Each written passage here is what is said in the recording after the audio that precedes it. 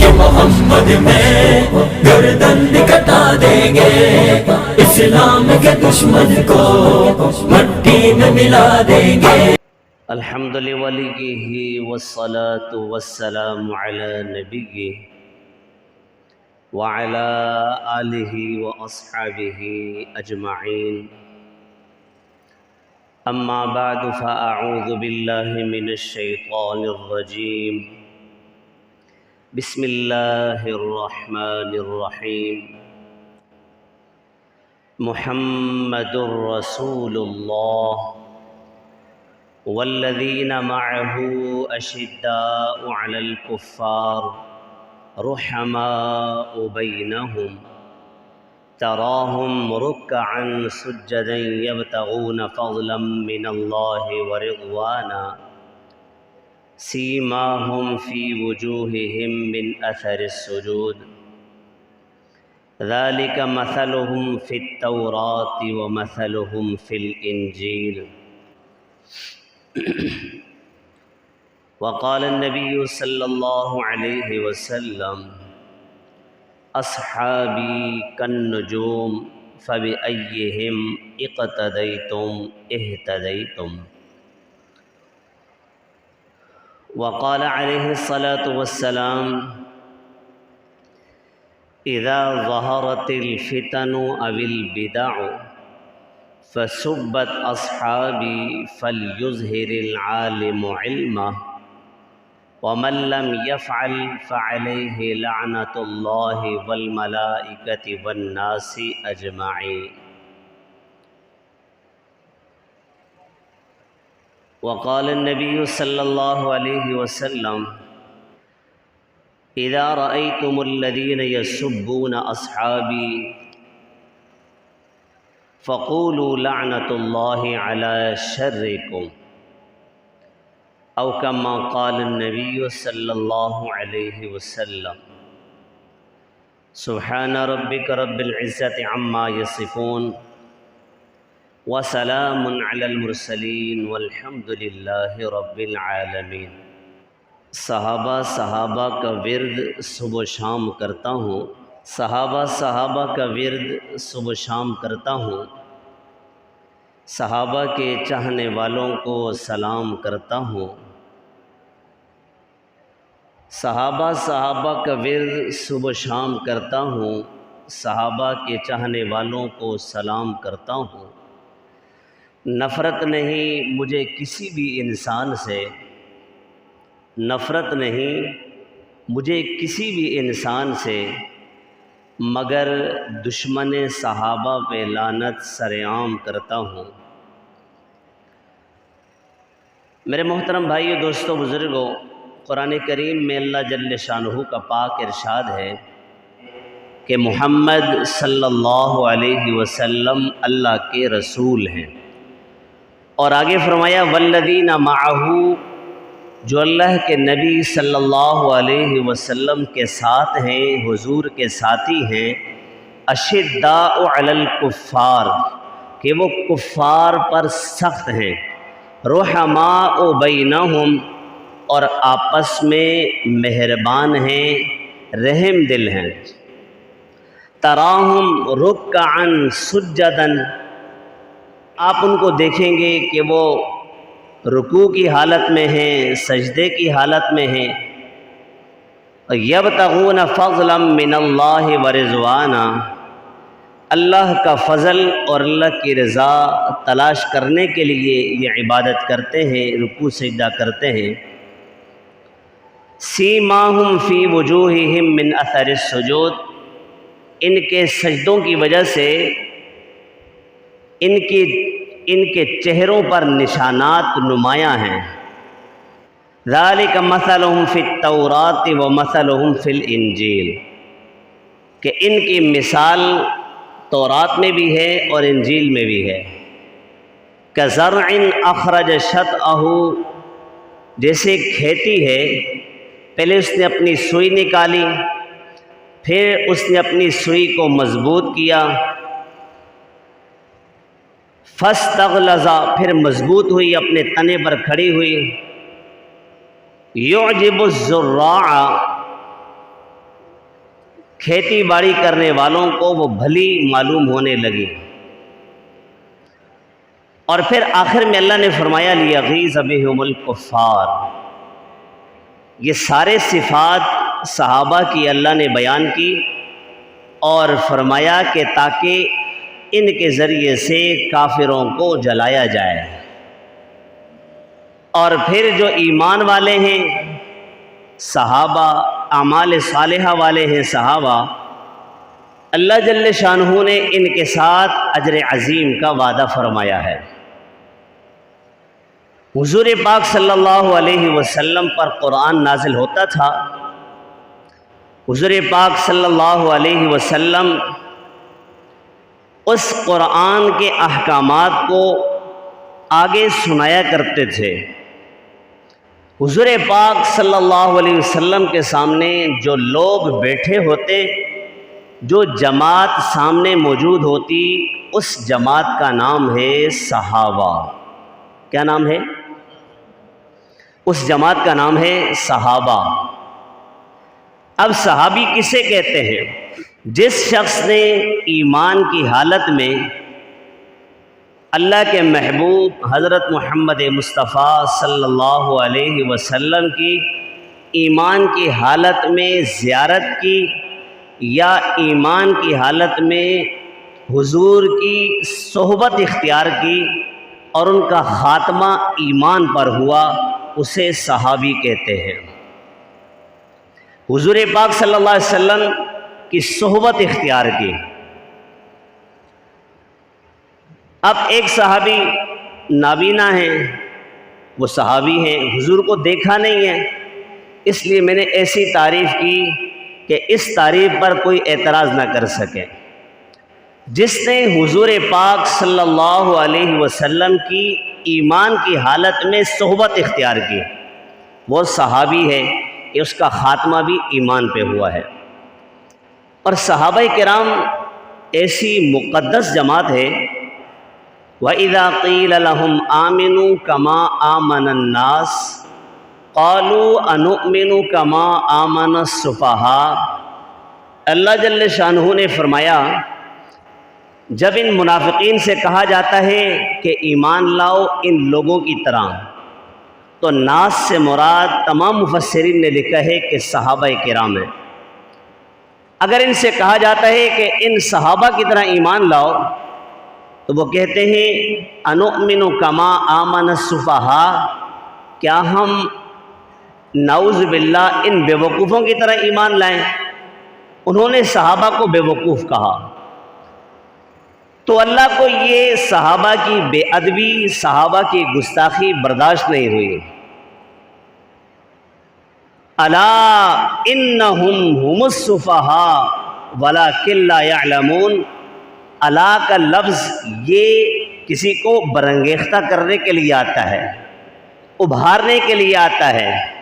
اللہ نے فرمایا الا، غور سے سنو، ہم السفہاء، کہ خود بے وقوف ہیں جو میرے نبی کے صحابہ کو بے وقوف کہتے ہیں، وَلَٰكِن لَّا يَعْلَمُونَ، یہ ایسے بے وقوف ہیں کہ یہ جانتے بھی نہیں۔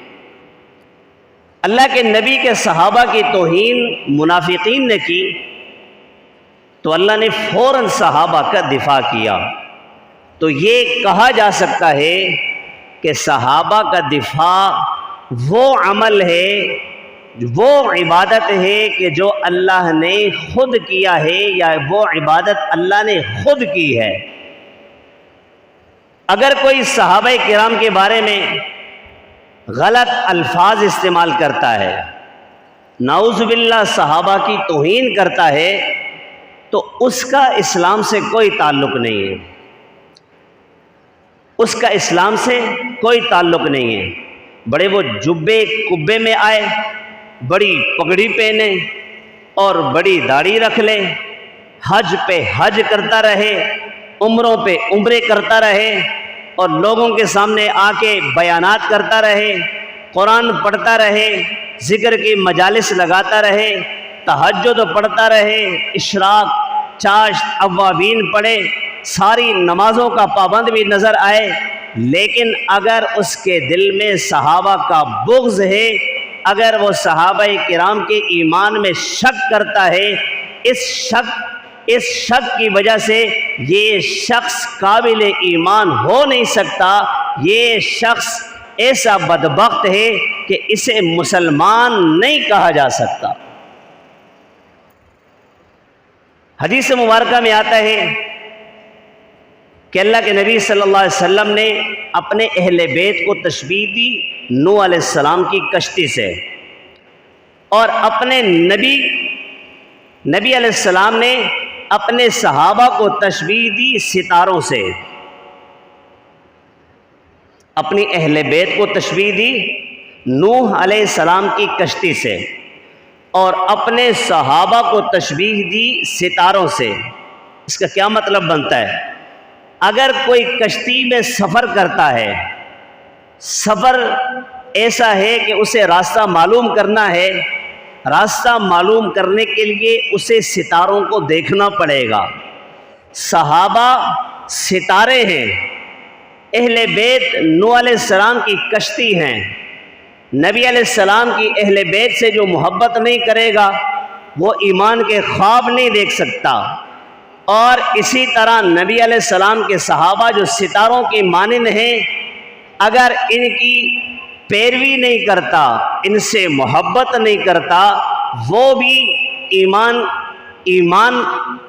کے خواب بھی نہیں دیکھ سکتا، راہ ہدایت پانے کی کوشش کرتا ہے، صحابہ کے بغیر وہ راہ راست کبھی بھی نہیں پا سکتا۔ صحابہ سے محبت، اہل بیت سے محبت، دونوں ملا کر یہ ایمان بنتا ہے۔ اگر خدا نخواستہ کسی کے دل کے اندر صحابہ کی محبت ہے، نعوذ باللہ، اور اہل بیت کی محبت نہیں ہے، یہ ایمان والا نہیں ہو سکتا، یہ ایمان والا نہیں ہو سکتا۔ صحابہ کی محبت کی بات کرے اور اہل بیت سے محبت نہ کرے، یہ ایمان والا نہیں ہو سکتا۔ ایک شخص اللہ کے نبی کی اہل بیت کی محبت کی بات کرتا ہے، حضور کے خاندان سے اہل بیت سے محبت کا اظہار کرتا ہے، لیکن صحابہ کا انکار کرتا ہے، یا نعوذ باللہ صحابہ کرام کے ایمان میں شک کرتا ہے، یا نعوذ باللہ صحابہ کو مسلمان نہیں سمجھتا، یہ شخص کبھی مسلمان نہیں ہو سکتا، یہ شخص مسلمان نہیں ہو سکتا۔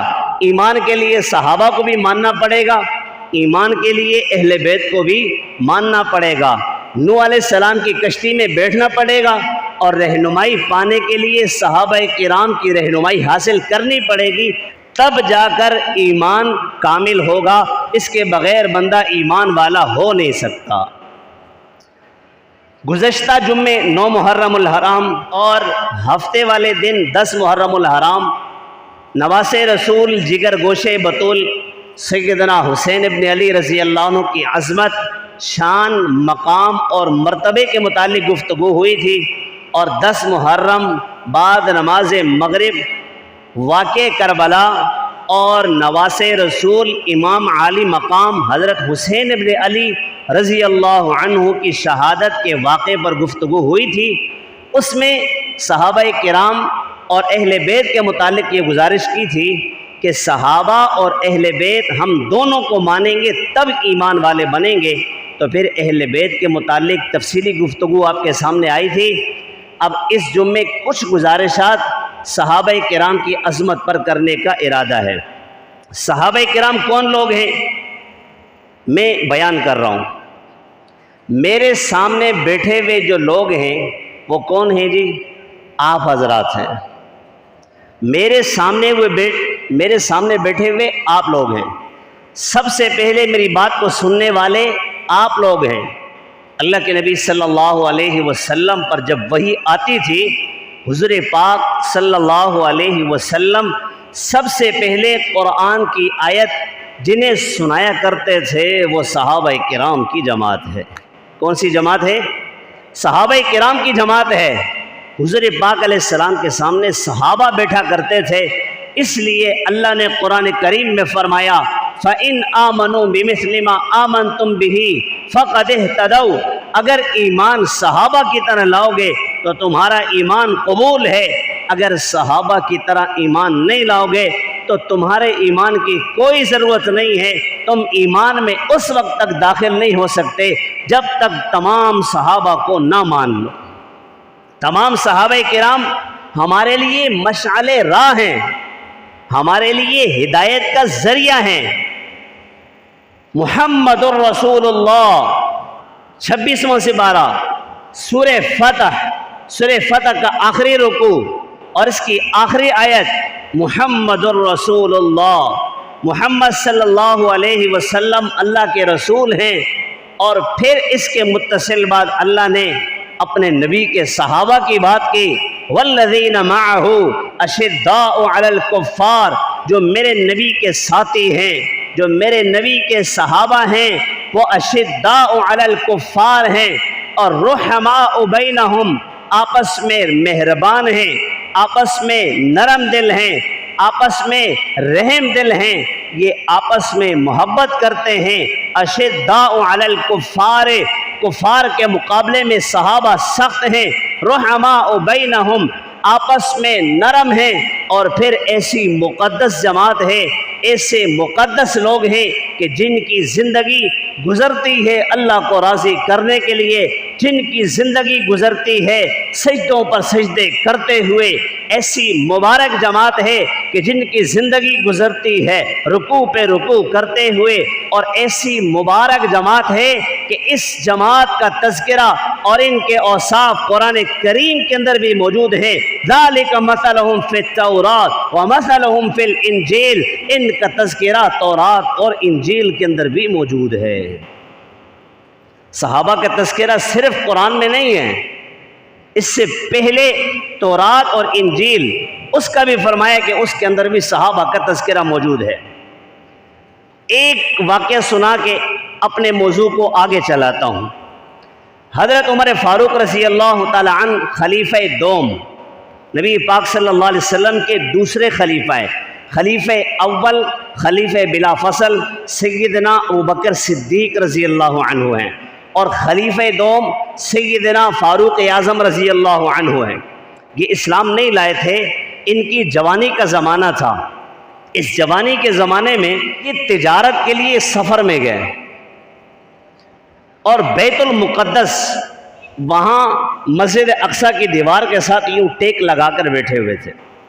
ایک بڑے میاں آئے اور آگے آ کر دیکھا، چہرے پہ دیکھنے لگے، غور کرنے لگے، جیسے کوئی شخص نشانیاں ڈھونڈ رہا ہے، جیسے کوئی شخص کوئی چیز تلاش کر رہا ہے۔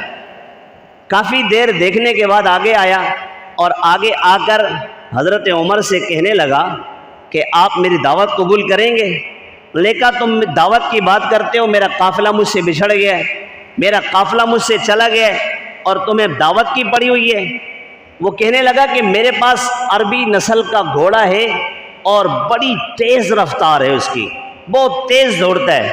آپ اگر میری دعوت قبول کر لیں، میری دعوت سے فارغ ہوں گے، تو اپنے اس تیز رفتار گھوڑے پہ بٹھا کر میں آپ کو آپ کے لشکر تک پہنچا دوں گا، آپ کے ساتھیوں تک پہنچا دوں گا۔ میری یہ شرط ہے اگر آپ میری دعوت قبول کر لیں۔ انہوں نے کہا ٹھیک ہے جی، ایک مسافر آدمی ہے، اس کو کھانا ملے، اسے پانی ملے، آرام کرنے کے لیے کوئی بیٹھنے کے لیے کوئی جگہ ملے۔ وہ چلے گئے۔ جب کھانے وغیرہ سے فارغ ہوئے، کھانے سے فارغ ہونے کے بعد وہ بڑے میاں نے ایک کاغذ پیش کیا حضرت عمر کے سامنے، کاغذ پیش کیا اور اسے کہا یہ قلم لو، یہ کاغذ لو، اور اس کاغذ پر لکھ کر دو کہ جب تم اس جگہ کے حکمران بنو گے تو یہ فلاں زمین میرے نام کر دو، یہ فلاں زمین آپ مجھے لکھ کر دے دو۔ حضرت عمر ہنسنے لگے، لیکن بے وقوف ہے، میرا ابا مجھے تھپڑ لگاتا ہے، عمر تجھے اونٹ چرانے نہیں آتے، ایک اونٹ اگر کہیں ریور سے نکل کے کہیں اور چلا جائے، میرے ابا غصے میں آتے ہیں اور مجھے تھپڑ لگاتے ہیں، تو ایسا ہے کہ تجھے تو اونٹ چرانا نہیں آتے، تیرا کیا بنے گا؟ اور تو یہ کہتا ہے کہ اس جگہ کا میں حکمران بنوں گا، میری شکل میں حکمران بنوں گا۔ کافی دیر بحث چلتی رہی۔ اس نے کہا کہ بھئی اگر آپ نہیں مانتے تو لکھنے سے آپ کا کوئی نقصان ہے؟ کہ نقصان نہیں ہے، بولے مجھے لکھ کر دے دو۔ حضرت عمر نے قلم اٹھایا، کاغذ اٹھایا، لکھ کر دے دیا، یہ فلاں زمین بھائی میں اگر حاکم بنا تو آپ کو لکھ کر دیتا ہوں، یہ فلاں فلاں جگہ ہے۔ حضرت عمر چلے گئے، یہ گھوڑے پہ بٹھایا، تیز رفتار گھوڑے پہ، اور اپنے قافلے والوں تک پہنچا دیا۔ حضور پاک صلی اللہ علیہ وسلم دنیا سے رخصت ہوئے۔ حضور پاک علیہ السلام کے بعد پھر سیدنا ابوبکر صدیق رضی اللہ عنہ ممبر اور مصلی پہ آئے اور خلیفہ وقت بنے۔ صدیق اکبر کے وصال کے بعد دنیا سے چلے گئے تو پھر سیدنا عمر فاروق رضی اللہ تعالی عنہ خلیفہ وقت بنے، اور پھر اتنی فتوحات کی کہ کئی زمینیں فتح کر لی، 22 لاکھ مربع میل پہ حکومت۔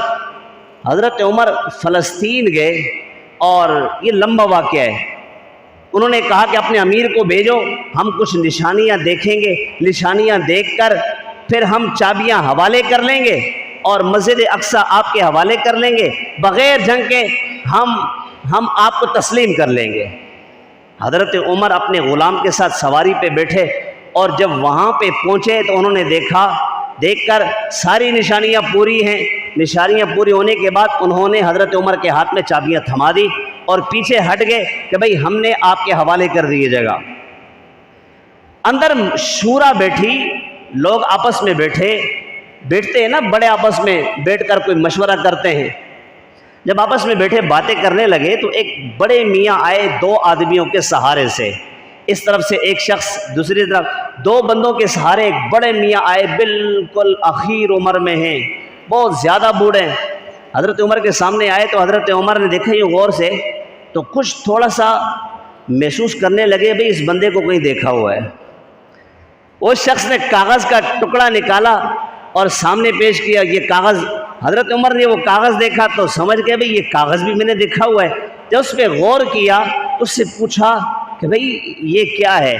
اس نے ساری بات سنائی، فلاں موقع پر جوانی میں آپ آئے تھے اور آپ سے میری گفتگو ہوئی تھی، اور آپ نے جو ہے نا یہ زمین مجھے لکھ کر دی تھی، اب میں اس زمین کا مطالبہ کرنے کے لیے آیا ہوں، آپ اس کے حکمران بن گئے۔ حضرت عمر فاروق رضی اللہ عنہ نے باقی صحابہ سے مشورہ کیا کیا کرنا چاہیے۔ جو شورا بیٹھی ہوئی تھی، مشاورتی کمیٹی بیٹھی تھی، انہوں نے کہا کہ آپ نے لکھ کر دی تھی تو اب اس کو دے دیں، اس کے حوالے کر لیں، چونکہ آپ نے پہلے لکھ کر دے دی ہے۔ مشورے سے وہ زمین اس کے حوالے کر دی۔ تو قرآن کریم میں اللہ نے فرمایا ذالک مثلہم فی التوراۃ ومثلہم فی الانجیل، کہ ان صحابہ کی مثال تورات میں بھی ہے اور ان صحابہ کی مثال انجیل میں بھی ہے۔ حضرت عمر فاروق نے پوچھا کہ بھائی تمہیں کیسے پتہ لگا کہ میں حکمران بنوں گا اور میں یہاں تک پہنچوں گا، یہ زمین قبضہ کروں گا؟ اس شخص نے کہا ہم نے پچھلی کتابوں میں پڑھا ہے اور میں پچھلی کتابوں کا عالم ہوں، پچھلی کتابوں میں موجود ہے یہ فلاں نبی ایسا ہوگا، اس کا خلیفہ جو پہلا ہوگا وہ ایسا ہوگا، اس کا خلیفہ دوم ایسا ہوگا۔ پہلے نبی کی شبیہ بھی ہمارے سامنے کتابوں میں موجود ہے، اور اس کے بعد پھر خلیفہ اول کی شبیہ بھی ہمارے پاس موجود ہے، اور پھر خلیفہ دوم کی شبیہ بھی ہمارے پاس موجود ہے۔ میں نے ساری نشانیاں پوچھ لی۔ میں نے تم سے پوچھا تھا کہ تمہارا نام عمر ہے، تم نے کہا تھا میرا نام عمر ہے۔ میں نے پوچھا تم خطاب کے بیٹے ہو، تم نے کہا تھا میں خطاب کا بیٹا ہوں۔ تورات کے اندر، انجیل کے اندر یہ ساری نشانیاں موجود تھی کہ نبی آخر الزمان کا جو دوسرا خلیفہ ہوگا اس کا نام عمر ہوگا، وہ خطاب کا بیٹا ہوگا، اتنی جگہ پر وہ حکومت کرے گا، اور یہ فلسطین پر بھی حکومت کرے گا، مسجد اقصیٰ پہ بھی حکومت کرے گا۔ اپنی کتابوں کے اندر ہم نے پڑھا تھا ایسا ایسا ہوگا، ساری نشانیاں پوری تھی، اس لیے میں نے کہا یہ زمین مجھے لکھ کر دے دو۔ ذالک مثلہم فی التوراۃ ومثلہم فی الانجیل۔ اللہ کے نبی فرماتے ہیں کہ اللہ جل شانہ نے فرمایا کہ میں نے ساری مخلوقات پہ نظر ڈالی، ساری مخلوقات پہ نظر ڈالی تو ان میں جو سب سے مقدس ترین لوگ، سب سے بہترین لوگ جو مجھے نظر آئے وہ میں نے اپنے نبی حضرت محمد مصطفیٰ صلی اللہ علیہ وسلم کے صحابی ہونے کا شرف جسے ملے گا، جو میرے نبی کے صحابہ ہوں گے، جو میرے نبی کے صحابی ہوں گے، میرے نبی کے خاص لوگ ہوں گے، میرے نبی کی جماعت ہوگی، ساری کائنات کی ساری مخلوق پہ میں نے نظر ڈالی، ان میں بہترین لوگ میرے نبی کے صحابہ ہیں، ان سے مقدس میں نے کسی کو نہیں پایا۔ اللہ کے نبی جب قرآن سنایا کرتے تھے، اولین مخاطبین صحابہ ہوا کرتے تھے۔ جب حضور پاک علیہ السلام پہ وحی نازل ہوتی، حضور اپنے صحابہ کے سامنے سنایا کرتے تھے، سب سے پہلے اس وحی کو سننے والے صحابہ ہوا کرتے تھے۔ اس لیے ہم تک تو دین پہنچا ہے، ہم تک جو دین پہنچا ہے وہ صحابہ کے صدقے پہنچا ہے، ہم تک جو دین پہنچا ہے وہ صحابہ کے ذریعے پہنچا ہے، ہم تک جو دین پہنچا ہے وہ صحابہ کے طفیل پہنچا ہے۔ اللہ کے نبی کو دین اللہ نے دیا، بیچ میں واسطہ جبرائیل امین ہے، جبرائیل اللہ سے لیتے ہیں، اللہ کے نبی کو دیتے ہیں، اللہ کے نبی صحابہ کو دیتے ہیں، صحابہ پھر تابعین کو دیتے ہیں، وہ تبع تابعین کو دیتے ہیں، وہ ائمہ مجتہدین کو دیتے ہیں، وہ آگے دیگر مسلمانوں کو دیتے ہیں۔ وہ دین جو اللہ کے نبی نے صحابہ کو دیا تھا، ساری دنیا میں صحابہ کرام پہنچے اور اس دین کو پہنچایا اور پہنچانے کا حق ادا کر دیا۔ اس لیے جو صحابہ نے دین ہم تک پہنچایا، آج میں اور آپ مسجد میں بیٹھے ہیں، اگر صحابہ نہ ہوتے میں اور آپ آج مندر میں بیٹھے ہوتے۔ اگر صحابہ نہ ہوتے، جس طرح ہندو گاؤ ماتا اور یہ گائے کی پوجا کرتے ہیں اور آج ہم بھی گائے کی پوجا کر رہے ہوتے، جس طرح ہندو گائے کا پیشاب پیتے ہیں، اگر صحابہ نہ ہوتے تو ہم بھی گائے کا پیشاب پی رہے ہوتے۔ ہم تک دین پہنچایا صحابہ نے، ہم تک قرآن پہنچایا، بیچ میں واسطہ صحابہ ہیں، ہم تک نماز آئی، بیچ کا واسطہ صحابہ ہیں، ہم تک زکوٰۃ آئی، بیچ کا واسطہ صحابہ ہیں، ہم تک یہ دیگر اعمال آئے، بیچ کا واسطہ صحابہ ہیں۔ ہم تک دین جو بھی پہنچا ہے اللہ نے اپنے نبی کو دیا، نبی نے صحابہ کو دیا، صحابہ نے ساری دنیا کو دیا۔ اس لیے ہم تک ایمان جو پہنچا ہے وہ صحابہ کے صدقے پہنچا ہے۔ ہم تک دین صحابہ کے ذریعے پہنچا ہے۔ اگر بیچ میں سے صحابہ کو ہٹا دو، ہمارے پاس کچھ بھی نہیں بچتا، ہمارے پاس کچھ بھی نہیں بچتا۔ صحابہ کو بیچ سے ہٹا دو پھر گاؤں ماتا ہے، صحابہ کو بیچ سے ہٹا دو تو پھر کیا ہے؟ گاؤں ماتا ہے۔ صحابہ کو بیچ سے ہٹا دو تو پھر گلاس بھر کے گائے کا پیشاب پینا ہے۔ اگر صحابہ کو بیچ سے ہٹا دو تو پھر پتھر آگے رکھ کے اس کو سجدہ کرنا ہے۔ اگر صحابہ کو بیچ سے ہٹا دو تو ہمارے پاس قرآن نہیں ہے، صحابہ کو بیچ سے ہٹا دو ہمارے پاس مساجد نہیں ہے، صحابہ کو بیچ سے ہٹا دو ہمارے پاس دین ایمان میں سے کچھ بھی نہیں ہے۔ ہمارے پاس جو کچھ پہنچا ہے وہ صحابہ کے ذریعے پہنچا ہے۔ کس کے ذریعے پہنچا ہے؟ صحابہ کے ذریعے پہنچا ہے۔ ہم تک دین جو پہنچا ہے صحابہ کے ذریعے پہنچا ہے۔ اللہ کے نبی صلی اللہ علیہ وسلم کے سامنے صدیق اکبر بیٹھا کرتے تھے، حضور پاک علیہ السلام کے سامنے عمر فاروق بیٹھا کرتے تھے، حضور پاک علیہ السلام کے سامنے عثمان ابن عفان بیٹھا کرتے تھے، اللہ کے نبی کے سامنے علی المرتضیٰ شیر خدا بیٹھا کرتے تھے، اور پھر اللہ کے نبی کے سامنے ننھے منھے حسن بیٹھا کرتے تھے، اللہ کے نبی کے سامنے ننھے منھے حسین بیٹھا کرتے تھے، اللہ کے نبی کے سامنے سعد بیٹھا کرتے تھے، اللہ کے نبی کے سامنے امیر معاویہ بیٹھا کرتے تھے، اللہ کے نبی کے سامنے سعید بن زید بیٹھا کرتے تھے، اللہ کے نبی کے سامنے سعد بن ابی وقاص بیٹھا کرتے تھے، اللہ کے نبی کے سامنے عشرہ مبشرہ بیٹھا کرتے تھے، اللہ کے نبی کے سامنے یہ مقدس جماعت بیٹھا کرتی تھی جن سے اللہ بھی محبت کرتے ہیں، وہ جماعت بیٹھا کرتے تھے جن سے اللہ کے نبی بھی محبت کرتے تھے، وہ جماعت بیٹھا کرتے تھے جن سے تمام امت مسلمہ آج بھی محبت کرتی ہے۔ جس شخص کی زبان سے سنو نا کہ وہ صحابہ کی زیادہ تعریف کرتا ہے، سمجھ رہے کہ اس کے اندر منافقت نہیں ہے، اس کے اندر منافقت ہے، اور بولنا یار اس کے اندر منافقت ہے۔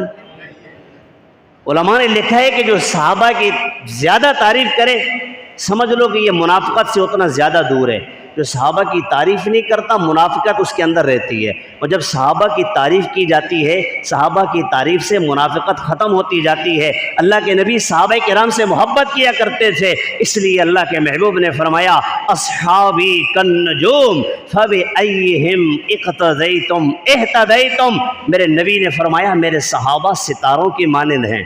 اس کی مانند ہیں؟ ستاروں کی مانند ہیں۔ فَبِأَيِّهِمْ اِقْتَدَيْتُمْ اِهْتَدَيْتُمْ، میرے صحابہ میں سے کسی ایک کی بھی اقتداء کرو گے تو ہدایت پاؤ گے۔ میں نے گزشتہ جمعے اور ہفتے والے دن گزارش کی تھی، بعض لوگ صحابہ اور اہل بیت کو یوں ٹکر میں رکھتے ہیں، اور کون لوگ رکھتے ہیں؟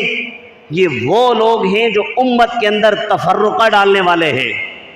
جو مسلمان آدمی ہے وہ صحابہ سے بھی محبت کرتا ہے، جو مسلمان آدمی ہے اہل بیت سے بھی محبت کرتا ہے۔ صحابہ سے نفرت کر کے بندے، اور صحابہ سے نفرت کر کے اہل بیت کی محبت کی بات کر کے ایمان نہیں بچتا، اور صحابہ کی محبت کی بات کر کے اہل بیت سے نفرت کی بات کر کے ایمان نہیں بچتا۔ اس لیے آپ حضرات اس کے پیچھے چلیں جو دونوں سے محبت کی بات کرے۔ جو کہتا ہے میں فلاں کو نہیں مانتا، میں فلاں کو نہیں مانتا، فلاں کو نہیں مانتا، یہاں تک بعض بدبخت کہتے ہیں نعوذ باللہ نبی علیہ السلام پر جو ایمان لانے والے تھے نعوذ باللہ سارے پھر گئے تھے۔ کچھ گنے چنے لوگوں کا نام لیتا ہے کہ جی 3 4 5 6 7، وہ کچھ کا نام لے کر کہتے یہ ایمان پر تھے نعوذ باللہ، باقی سارے مرتد ہو گئے تھے، نعوذ باللہ نعوذ باللہ نعوذ باللہ۔ ایسا کچھ نہیں ہے۔ اولئک هم المؤمنون حقا، قرآن ان کے ایمان کی گواہی دیتا ہے۔ سب سے پہلے تقوی والے صحابہ ہیں، سب سے پہلے مسلح پہ کھڑے ہونے والے صحابہ ہیں۔ اللہ کے نبی نے جنہیں دین سکھایا سب سے پہلے دین کو قبول کرنے والے صحابہ ہیں۔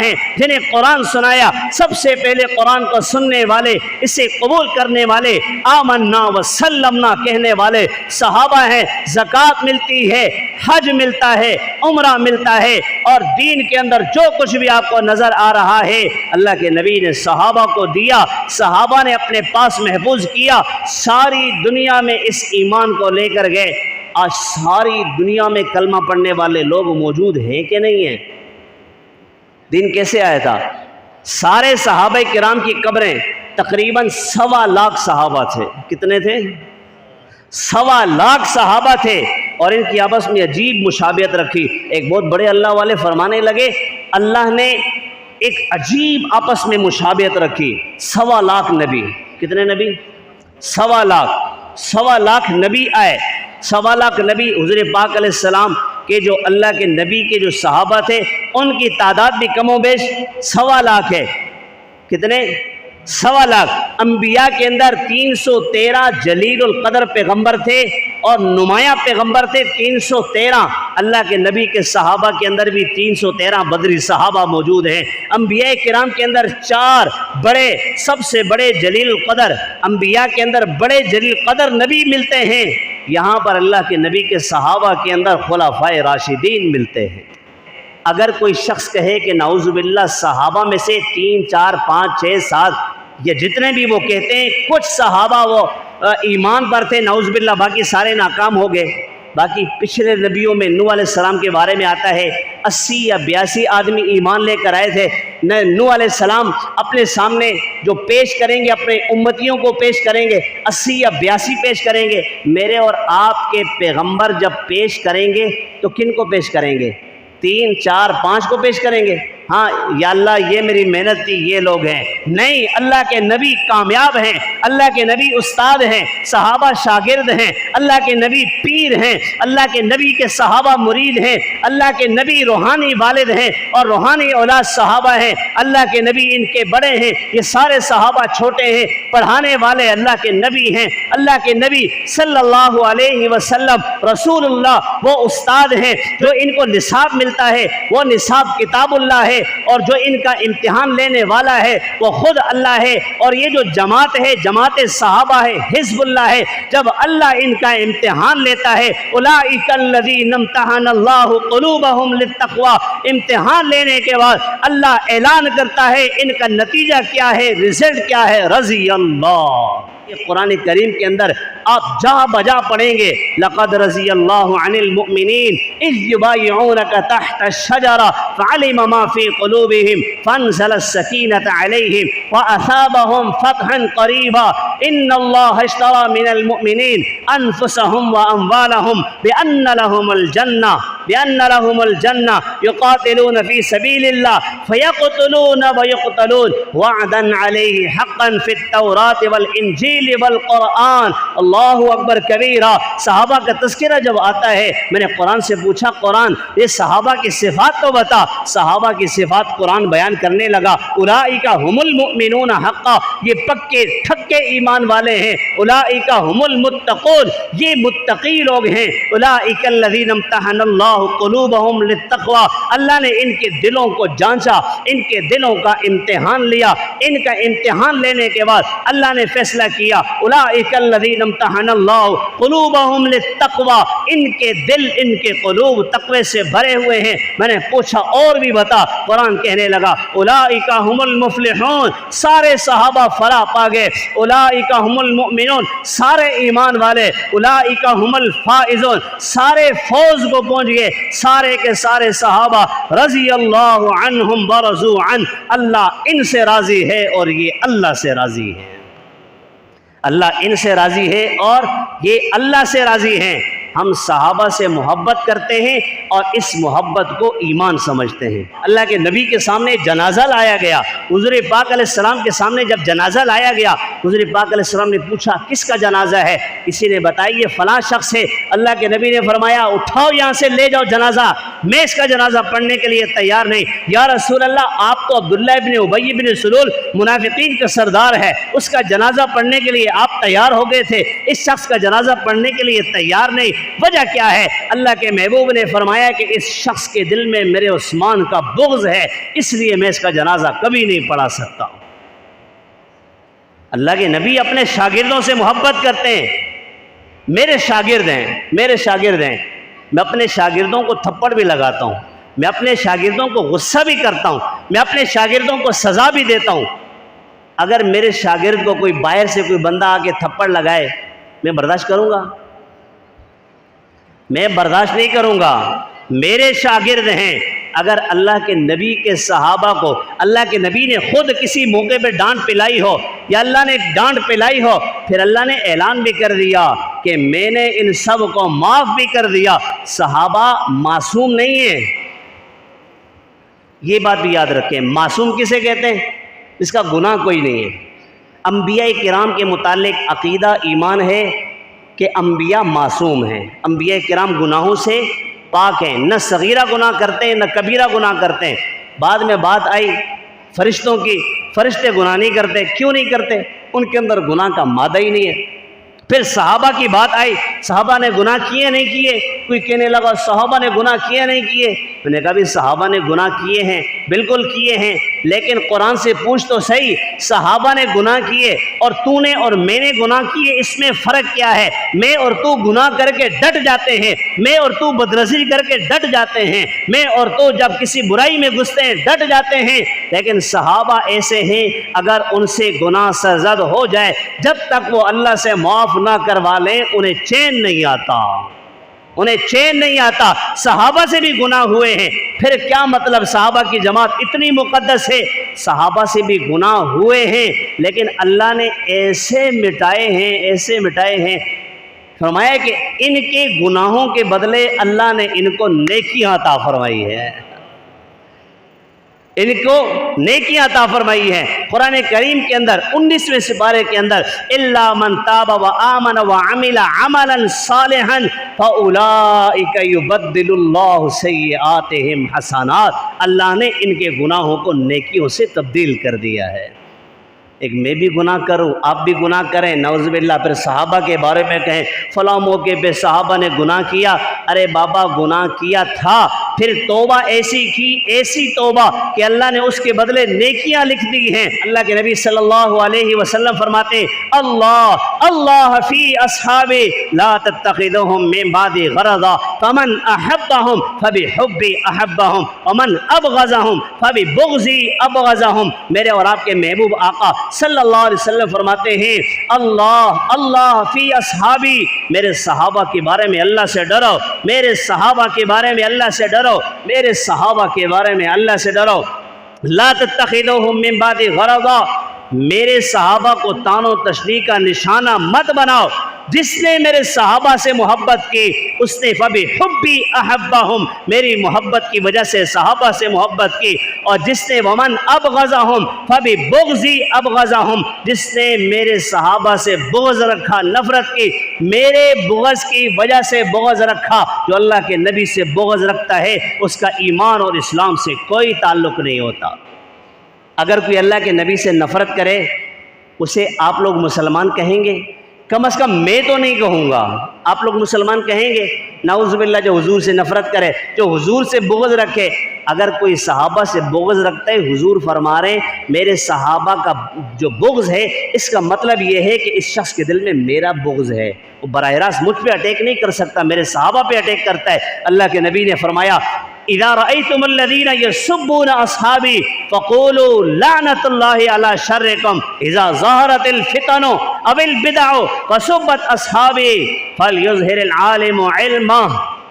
اللہ کے محبوب نے فرمایا جب فتنے ظاہر ہو جائیں، فتنوں کا دور چل رہا ہے، اذا ظهرت الفتن او البدع، بدعتیں بھی چل رہی ہیں، فصبت اصحابی، میرے صحابہ کو تان و تشنیع کا نشانہ بنایا جائے، میرے صحابہ کو نعوذ باللہ گالیاں دیا جائیں، تو پھر اللہ کے نبی نے علماء کو خطاب کر کے کہا فَلْيُظْهِرِ الْعَالِمُ عِلْمَهُ، عالم کو چاہیے کہ اپنے علم کا اظہار کرے، صحابہ کا دفاع کرے، اور اگر کوئی ایسا نہ کرے اس پر فعلیہ لعنت اللہ والملائکۃ والناس اجمعین، اس پہ اللہ کی لعنت، فرشتوں کی لعنت اور سارے انسانوں کی لعنت، جو صحابہ کا دفاع نہ کرے۔ تو صحابہ کرام ہماری ریڈ لائن ہیں، صحابہ کرام اہل بیت عظام، حضور پاک صلی اللہ علیہ وسلم اور قرآن، یہ ہماری ریڈ لائن ہے۔ سیاسی لوگ کہتے ہیں فلاں ہماری ریڈ لائن ہے، وہ فلاں لیڈر ہماری ریڈ لائن ہے، کوئی کہتے ہیں بلاول ہماری ریڈ لائن ہے، کوئی کہتے ہیں عمران نیازی ہماری ریڈ لائن ہے، کوئی کہتا ہے کہ وہ فلاں لال والا ہماری ریڈ لائن ہے۔ یہ ساری ریڈ لائنیں اگر کسی نے کراس کیا تو اس کی خیر نہیں ہے۔ ہم یہ کہتے ہیں کہ صحابہ، اہل بیت، اللہ کے نبی، قرآن، اللہ، یہ ہماری ریڈ لائن ہے۔ اگر کسی نے کراس کرنے کی کوشش کی وہ اپنی خیر منائے، ہم پھر اس کا کوئی خیال نہیں کریں گے۔